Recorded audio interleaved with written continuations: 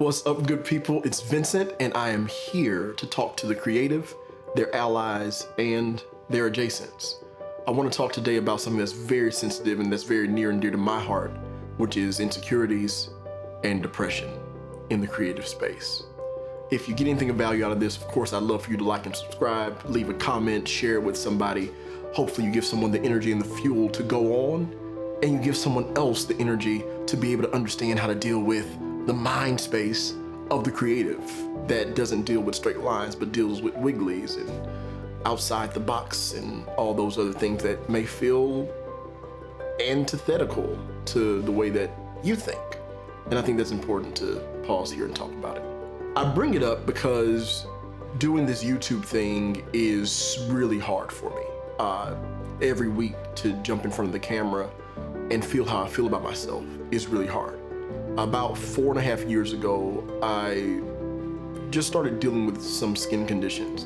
And it was one of those things, and especially as a man, oh, it'll go away. Oh, it's just a rash. Oh, it's just something that's there. But my eye started to get darker and darker and darker. Now, my family has a history of eczema, and I've suffered from eczema inside my elbows and behind my knees all my life. I know how to get hydrocortisone. I know what creams to use and when to use it. I know what parts of the year it's really bad and when it calms down. And I know how my stress and my own anxiety can affect flare-ups. I've learned how to master it on my elbows and behind my knees. I've learned how to walk with that limp. I wasn't secure and aware of how to deal with my eyelids growing black and flaky and dry and itchy and continuing to run and the darkness to start to trickle into my nostril area. I hated seeing myself on camera. I love the fact that I love directing and producing and writing because I can stay behind the scenes. But then when I have clients that call that want me in front of the camera, it's like, yeah, I think I have something to say, but I hate the way I look. And even now, as I'm staring into my teleprompter at the reflection of myself from my Atomos Ninja Inferno, I'm like, bruh, just hurry up and get done with this. I don't love how you look. And that feeling was drummed up even more when yesterday my wife and I went to the dermatologist, and we talked to dermatologists about my condition, and this was the 6th person I've seen in 6 months. And it was another answer, and we're gonna try this one. And what frustrated me and what had me crying in the car on the way home was, I wish there was just a shot. I wish there was just something that could quickly fix this and undo it. And what she said to me was, because of how long you sat with it and you didn't act on it, I thought about acting on it. I thought about how I felt, but I hadn't really acted on it. One, because LA medical system and healthcare system sucks, California in general. I waited until I got back to Texas to deal with it. 2, it took my wife making an appointment for me to slow down from my regular schedule to even deal with it. Though I can't stand it, it took somebody else forcing me to it. And while we were driving home, I just kind of broke down as I was driving the car. And I thought about not just myself, but how many other people bear the burdens of insecurity. And not just that, but also, and especially, the creative. We have high highs, low lows, bright creative moments, and then dark moments. And I just want to talk to you for a couple of moments about some thoughts that I had that help me when I'm in spaces where depression or anxiety or fear or low self-esteem or insecurity tries to bind me from the creative duty and platform that I know that I'm called and equipped to perform in. The first thing that I want to say to you is that you have to learn how to create from where you are. A lot of times, the lie will be sold that a certain place has power. If you want to get into fashion, go to New York. If you want to get into, independent filmmaking, go to Atlanta. If you want to get into the big Hollywood industry, move to California. If you want to, get into, I don't know, whatever, the stock market, move to New York, whatever. You know what I mean? Like, we have these different things, you know what I mean? Where if you can't make it on Broadway, you can go to Vegas, or you can go get on a cruise ship. Go to a place, because that place has power. And I'm here to debunk the myth, because you've got to learn how to create from where you are. Where you are right now is adequate enough and fine enough for you to create from, whatever that creation is, whether that's writing one page in a book, or it's a page in a screenplay, or it's a corner of a canvas, or it's a swatch of fabric for an article of clothing, for a concept. No matter what it is, you can create that from where you are. The idea for me was really compact and sealed when Emily Best of Seed and Spark, the crowdfunding platform for filmmakers, decided to leave LA and move up to the Bay Area with her family near the beginning of the pandemic. And it's what actually encouraged my wife and I to explore the idea of leaving LA. And what she said to me in April or May was, LA really doesn't have any power. These last 6 weeks have shown you that location is a myth. And when she said that to me, when a white woman of industry who has a matter of resources and exposure greater than myself says it, I had to take note. And that's not to say that any black people, like, oh, white people have more power, but white people do catch economic and social trends way before other people can afford to. But we were in a pandemic. My wife was working from home. She was in school from home. I'm working out of the home as a contractor and a freelance company. The idea of being able to move was actually low-hanging fruit. And the idea of creating where I was not about creating in LA, it was about creating where I needed to be, and I needed to be in Houston. I needed to be where my parents were and my wife's parents were, so that we can raise 2 kids without being able to be stuck. Like right now, as you're watching this video, I'm on my way back to Houston from Atlanta. I've been in Atlanta 3 days with my friend Mark Moore Jr. of the YLC movement and of Spirit and Truth. We've been doing some amazing things down at the studio that he's purchased. I'm doing some consulting for him and some directing. But I'm in flight back to Houston right now. I'm on my way back home. And I couldn't have left if we weren't in Houston and we didn't have family there to support us. We had to learn how to create from where we were able to be, where we were. And that's not LA. And yeah, I still want to make films, and I still make films, and I still have ideas and do creative things that contend in the space, and I'm doing things that contribute to the California space and the industry in LA, but I'm doing it from where I am. It wasn't until I got to Houston that I got offers from a couple of cable networks to come on as a producer or a writer, or I got an offer to come on to a major studio as a creative contributor.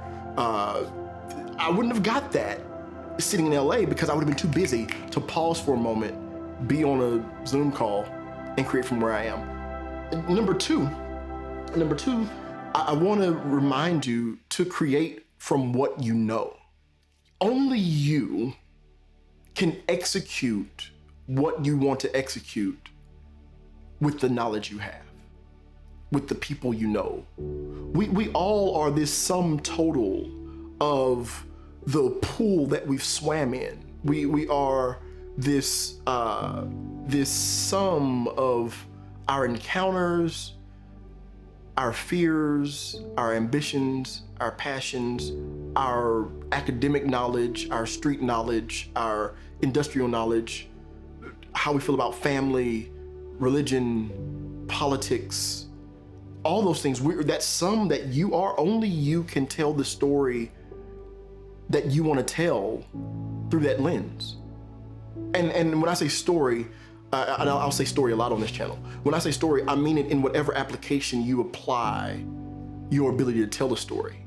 I believe that lyric and painting and costume and wardrobe. I believe that all of that is storytelling. And if you would lean into the idea of storytelling, it unlocks an easier method for you to create from where you are and with what you know. Only you can respond to given circumstances the way you can respond to them. And you can't look at that as something that holds you back. You have to look at that as a strength and as a gift, and operate in that gift to respond to opportunities.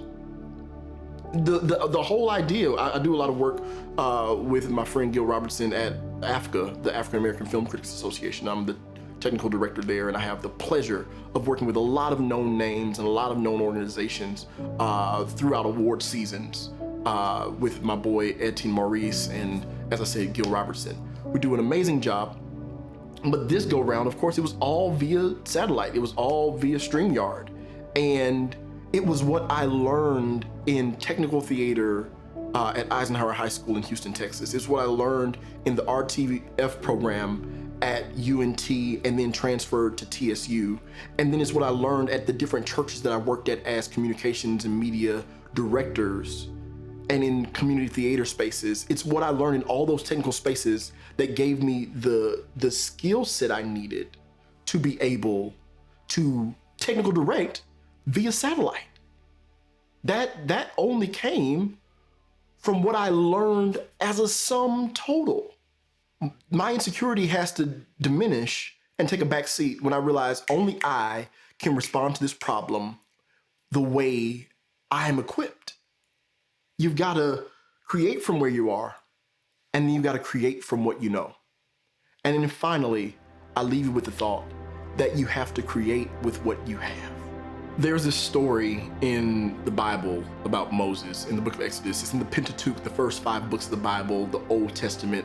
Not just Christians call that holy, but Jewish people and many other religions look at that piece of scripture or that number of books for virtue and history and just proverbs to help guide them, right? Stories that they can glean from. There's this moment where Moses is with God, like, how do I talk to Pharaoh about letting my people go? I'm just a guy and I can't do anything amazing. Only you can, and I feel stupid in front of him. I stutter, I'm crazy, like what's real? And God says, what's in your hand? And Moses says, it's a walking stick, it's a rod. And God says, no, it's not. And Moses throws it on the ground, it becomes a snake. Moses runs. God says, go back, grab the snake by the tail, grab it by the tail. If you grab by the head, it's because you're normal, right? But if you grab by the tail, it's because you're not afraid of the snake turning around to bite you. And he grabs by the tail, and the snake turns back into a staff. And Moses realized the thing I was looking for all along was already in my hand. And that same idea, no matter if you believe in the Jewish Reformation or the Christian Reformation, or you don't believe in the Bible at all, the idea that you're equipped with what you have, what you need already is paramount to anything else that would try to scare you. If you don't believe in that, I can bring it directly home with a story that you know. Let's talk about the Wizard of Oz. We're off to see the wonderful Wizard of Oz, right? Dorothy, Scarecrow, Lion, Tin Man, following the yellow brick road. If you grew up watching The Wiz, you know you gotta ease on down the road. Shout out to, Diana Ross and Michael Jackson and Quincy Jones. We cannot talk about The Wiz without acknowledging the genius of Quincy Jones. But here's the thing about the Wizard of Oz, and the thing about Oz in general, is you get to the Wiz, you get to the Wizard of Oz, you knock on the gate, they let you in, you sneak in, and you realize the Wiz is just a guy in a uniform behind this big facade. And you were going to the Wiz, Mr. Lion, to get courage. You were going Mr. Tin Man to get a heart. You were going Mr. Scarecrow to get a brain. And Dorothy and Toto were going so they could go home to Kansas. Now, what do you do when you get where you're going and where you're going doesn't give you what you thought it would? The lion realizes the courage that he needed to fight. The witch was in him all along. Tin Man realizes the heart that he needed to feel was in him all along. Scarecrow realized the brain that he needed to solve problem was in him all along. And Dorothy realized that home is really where you are. Home is inside you. It wasn't anything that the Wizard of Oz could give them.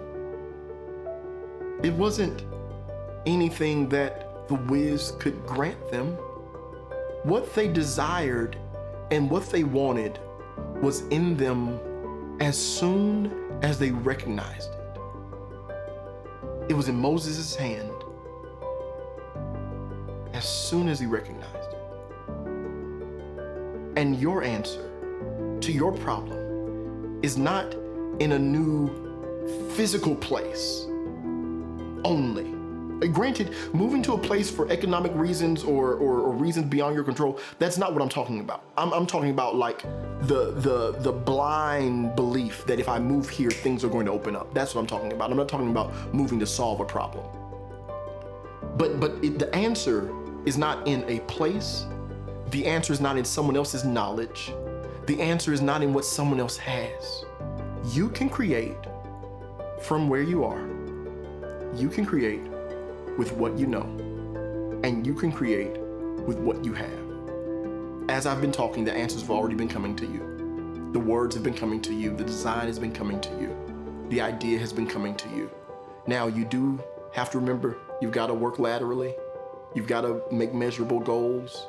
You've got to start getting a little more strategic, but it's not outside of your phone book. You've got the answers here. The people that you need to hook up with to make it happen, they're already there. You've just got to take a moment, like Dorothy, like the Scarecrow, like the Tin Man, like the Cowardly Lion.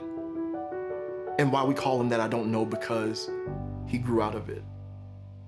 Like Moses, you've got all the answers you need.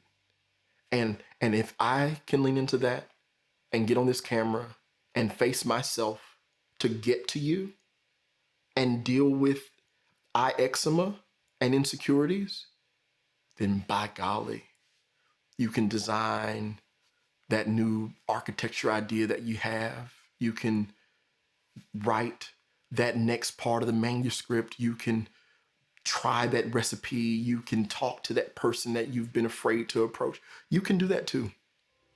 Me sitting here is proof positive that the person that has the most power to get you where you want to go is you. I'll leave you with that. If you got anything of value out of that, guys, please, subscribe, share it, like it, leave a comment, let me know, get the word to me. It helped me encourage you by encouraging me. I appreciate you for the opportunity, and thanks for listening all the way through. I'll be back next week with something else. Signing off. I love you dearly. God bless you.